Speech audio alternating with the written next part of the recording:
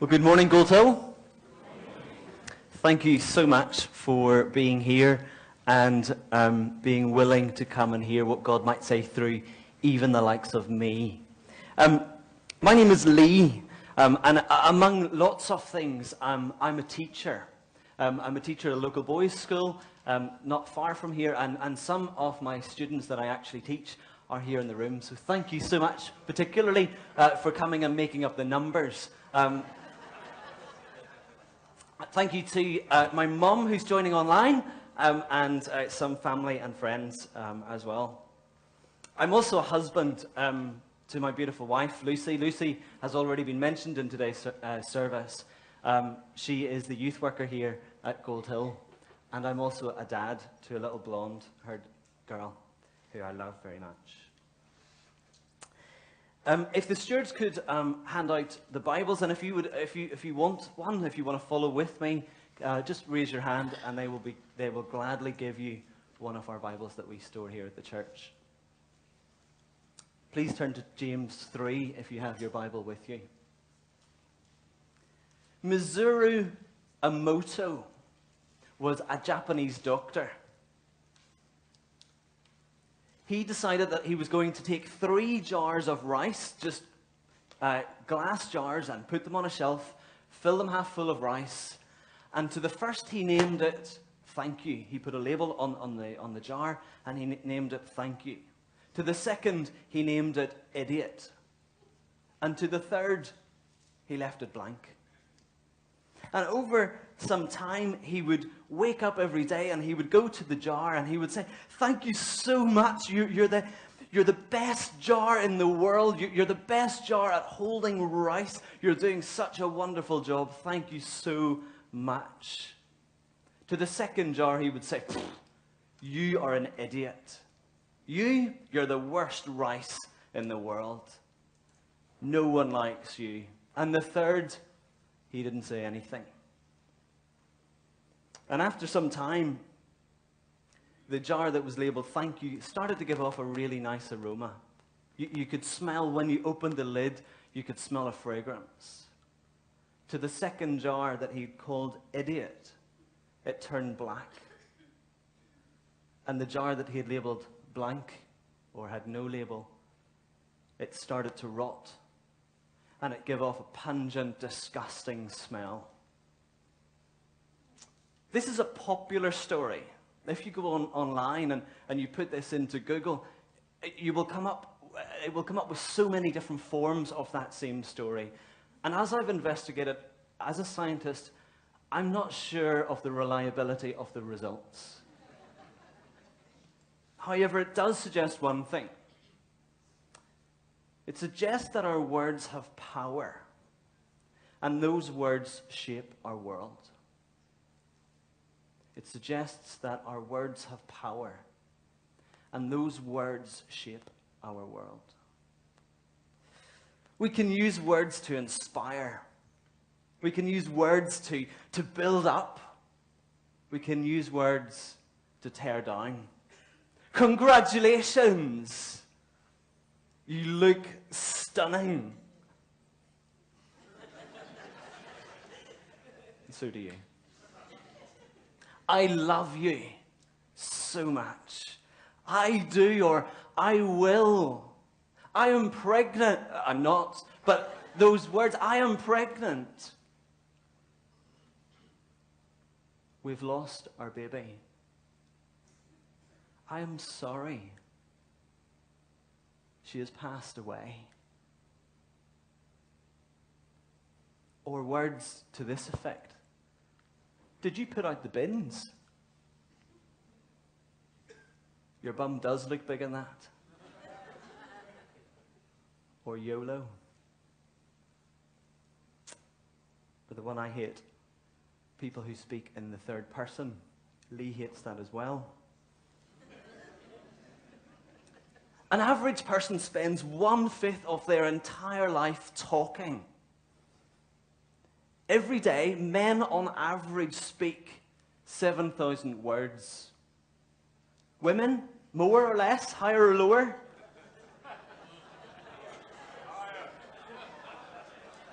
Okay, some of you said higher. What do we think? What number? If we're going, it's higher. What number? 70,000. You just got the biggest elbow in the side that I've ever seen. On average, women speak 20,000 words a day. If you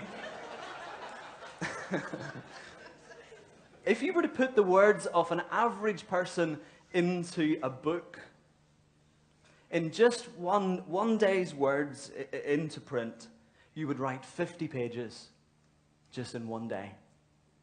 Over 1 year, that's 132 books of 200 pages. Our words are a window into our priorities. Some of us, we barely even write a picture story. And others, we could build a library. We're going to look at the book of James. James chapter 3. This is a letter that has been written by James. James is the little brother of Jesus. Growing up, James was very critical of Jesus. They actually, commentators think that they didn't get on particularly well. But when James had penned this letter, he had seen Jesus live and die and be resurrected. And he was now convinced of who Jesus really was. James is now a leader in the Jerusalem church. And he dedicates a portion of his letter to talking about our words and our speech. And really, with those facts that I've just mentioned, it's really no wonder why James chooses to address that in his letter. So let's look at James chapter 3 and reading from verse 1. Please do read it with me. If you haven't yet got a Bible, put your hand up and one of the stewards will come to your need. Not many of you should become teachers, my brothers, for you know that we who teach will be judged with greater strictness. Yay! For we all stumble in many ways, and if anyone does not stumble in what he says, oh boy, he is a perfect man, also able to bridle his whole body. If we put bits into the mouths of horses so that they obey us, we guide their whole bodies as well. Look at ships also. They are so large and are driven by strong winds. They are guided by a very small rudder, wherever the will of the pilot directs. So also the tongue is a small member, yet it boasts of great things. How great a forest fire is set ablaze by such a small fire.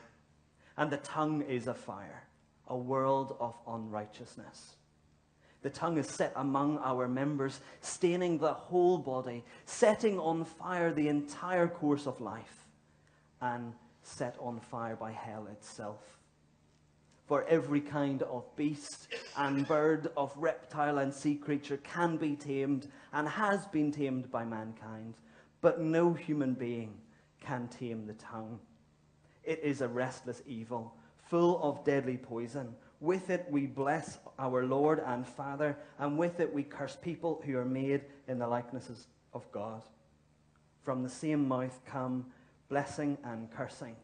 My brothers, these things ought not to be so. Does a spring pour forth from the same opening both fresh and salt water? Can a fig tree, my brothers, bear olives, or a grapevine produce figs? Neither can a salt pond yield fresh water. Hands up in the room if you are a teacher. In any capacity, if you are a teacher. Keep your hands up for me, please. If you're a tutor of any sort, if you've ever taught, you may be retired. Put your hands up if you're an elder. Keep your hands up, please. Put your hands up if you're on staff team. Put your hands up if you're on church council. Put your hands up if you're a worship or a ministry leader, a life group leader. Put your hands up if you're a parent, and keep them up, sorry. Or if you're a grandparent. Look around the room. We're all teachers.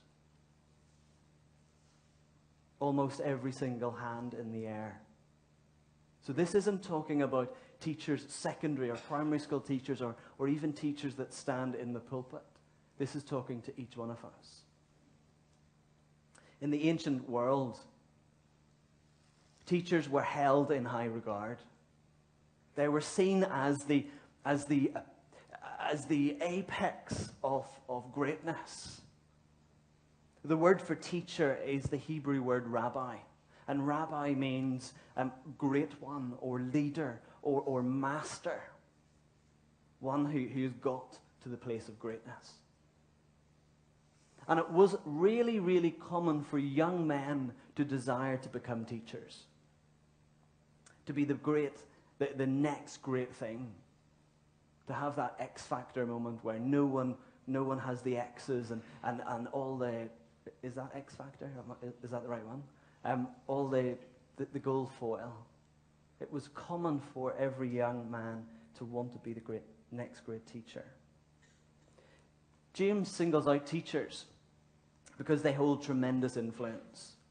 If I go astray this morning in what I teach you, some of you might follow. You'll be absolutely foolish to follow me, but some of you might follow.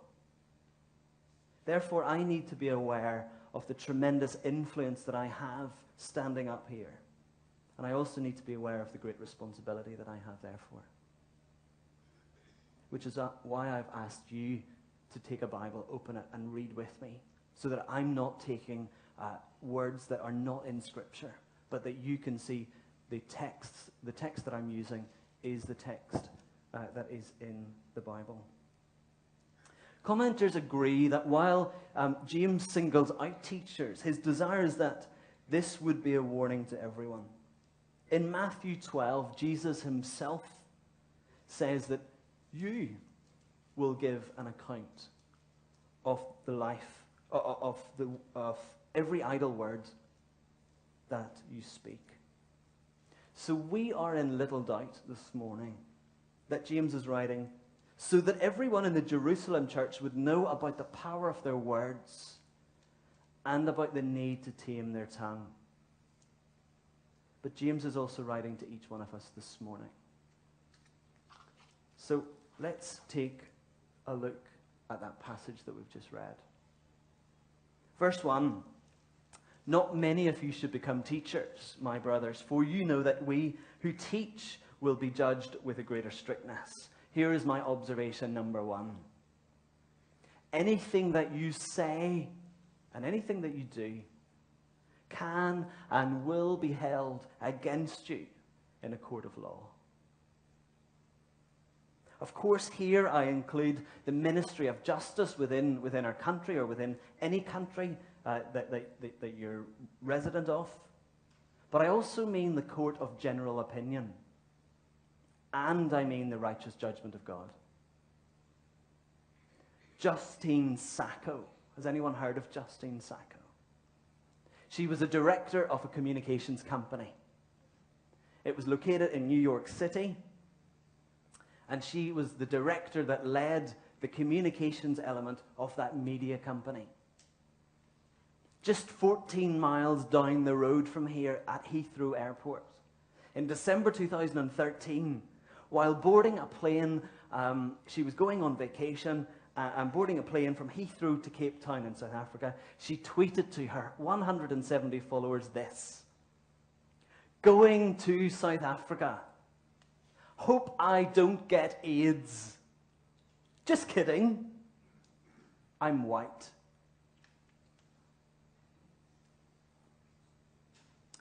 As she sent the tweet and got on her plane and it took off on the runway, and as she spent those next 11 hours, she fell asleep. And during that time, she had one follower. He was a tech blogger. And he had 15,000 followers, and he retweeted her tweet. Before landing, she was fired from her job. Before landing.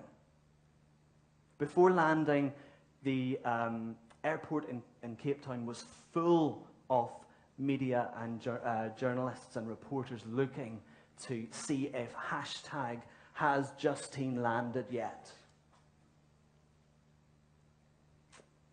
Hannah, her friend, kindly lifted her telephone and calls Justine.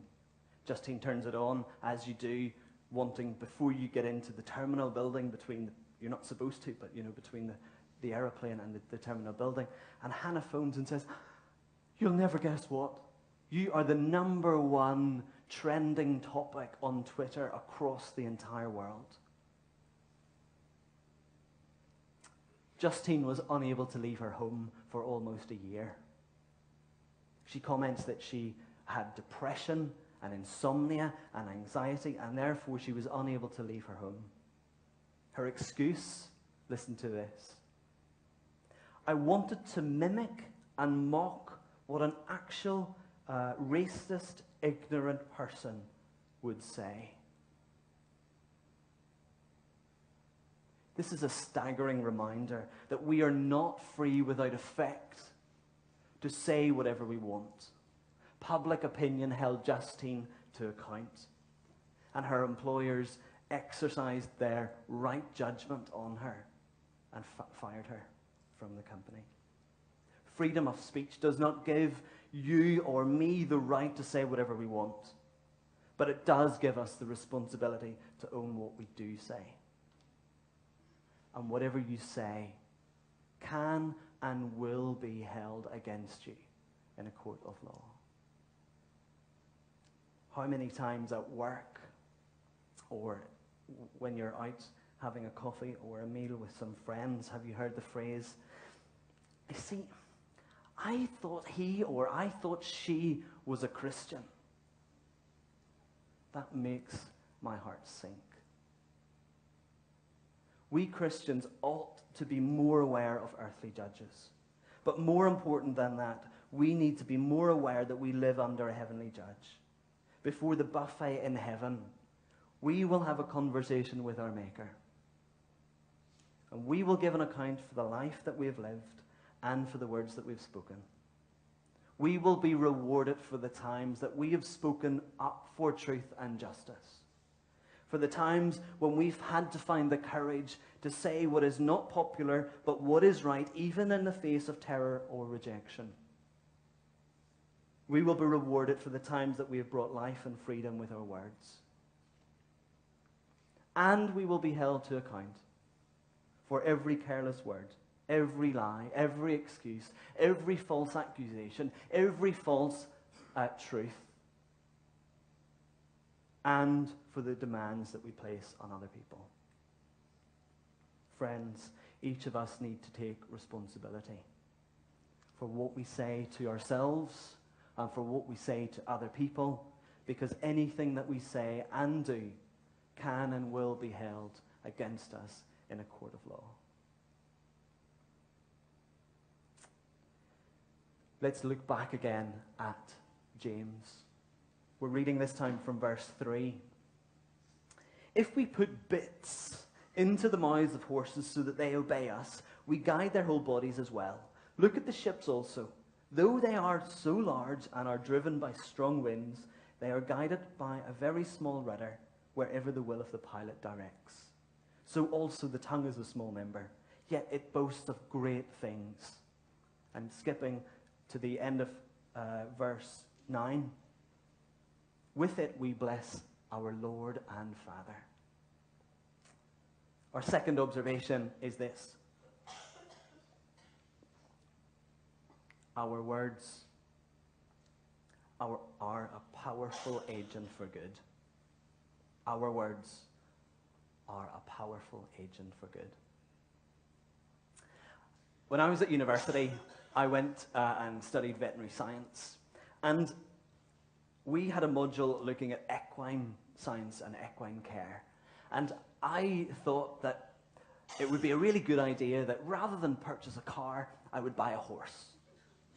So I actually didn't buy the horse in the end. I just rented it, like on HP type thing. You were paying it off on monthly installments, but then at the end you just handed it back. So the horse was called Lord Dudley. He was absolutely massive. Even compared to me, he was still massive. And My friend said that she would help me. She would help me to understand all about these horses and help me to have my first riding lesson. So she said, this will be absolutely fine. He's brilliant. She knew the horse really well, and she got me up over the top of it, and sort of I was there clinging on. And there was no saddle, there was just the reins. And for some reason, the horse absolutely bolted. As soon as I got on, he bolted up this concrete lane. And we were galloping and galloping, and I was holding on to the reins and holding on to the mane and holding on to anything that I could get a hold of. My first lesson with that horse was that a small piece of metal was able to pull that 600-kilogram horse under control. She came along on her horse, and she was galloping as well, although totally under control, whereas I was screaming. And she said, just pull back on the reins. And as I pulled back on those reins, the horse came to a stop. Absolutely still, as if nothing had happened. Unfortunately, I was not the same.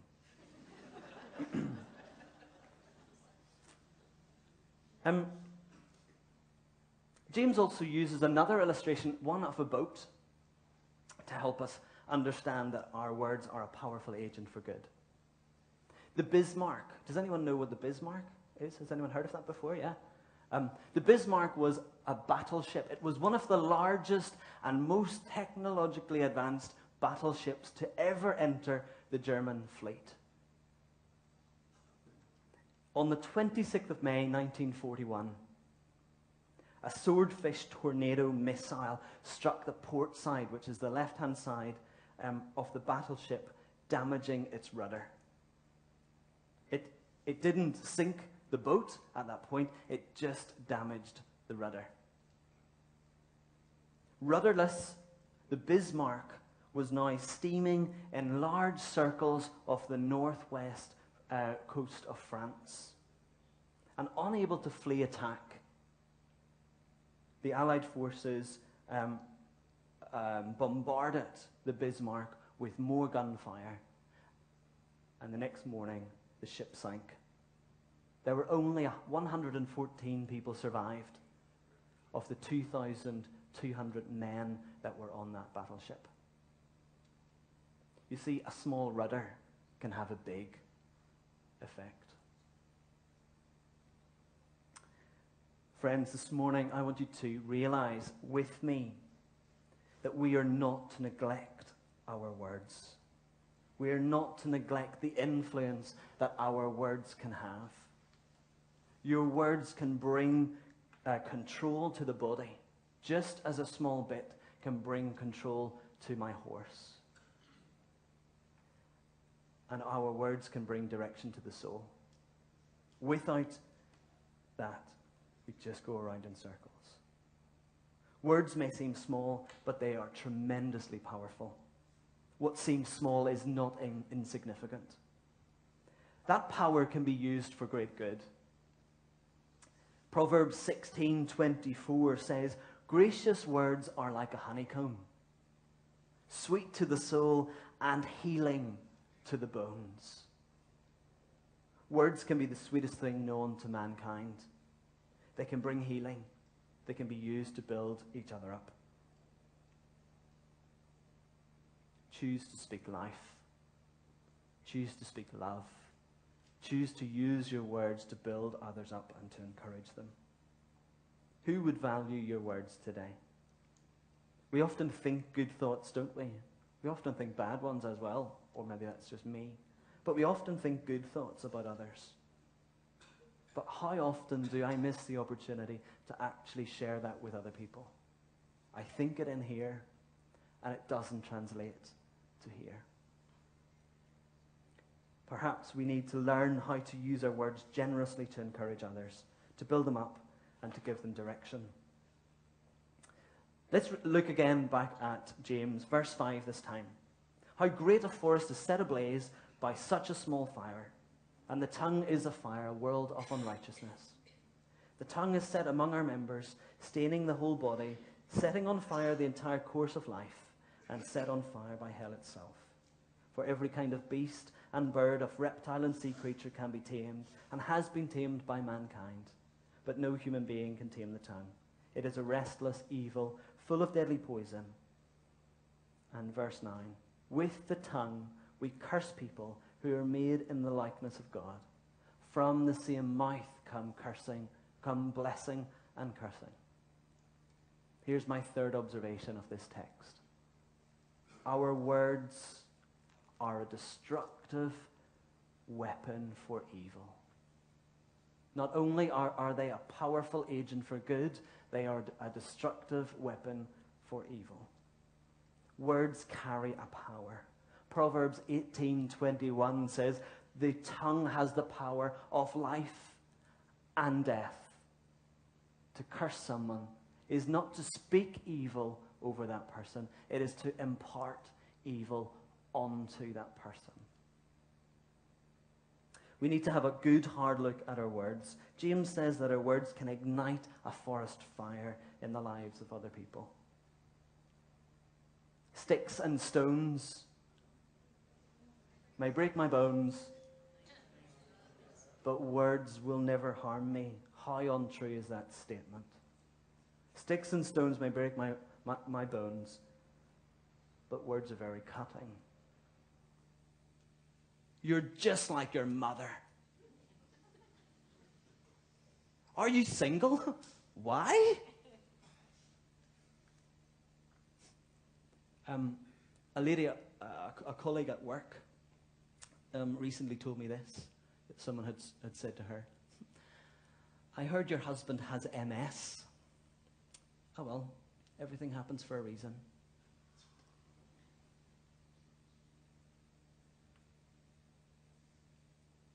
We become held by the words of other people.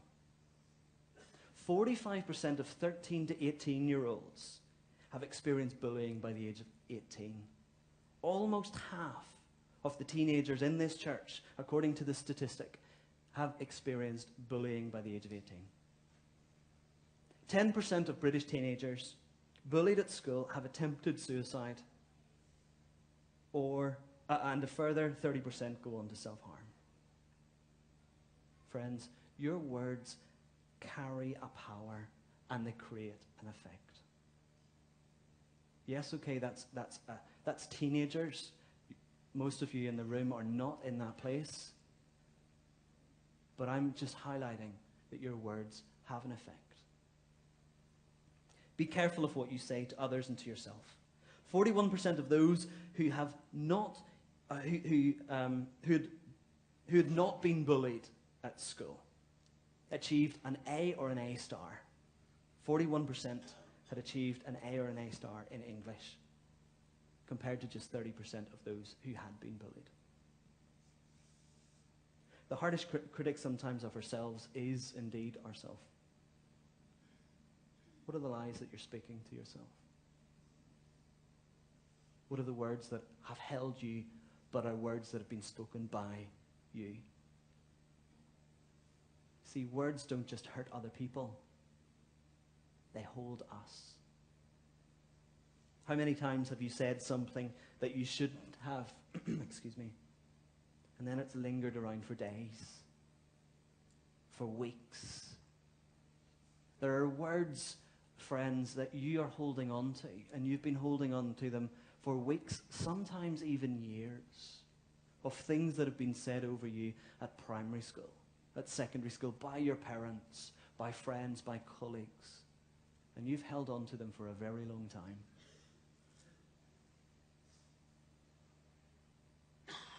Harsh words or unkind phrases, they hold us and they hurt someone else. If the tongue is controlled well, it is effective and wonderful. But if it is not controlled, or if it is controlled poorly, its effects can be enormous. Your words are a powerful agent for good, and yet a destructive force for evil. I'm going to make my last observation, and as the band perhaps makes their way up within the next minute or so. Verse 11, read with me, please. Does a spring pour forth from the same opening both fresh and salt water?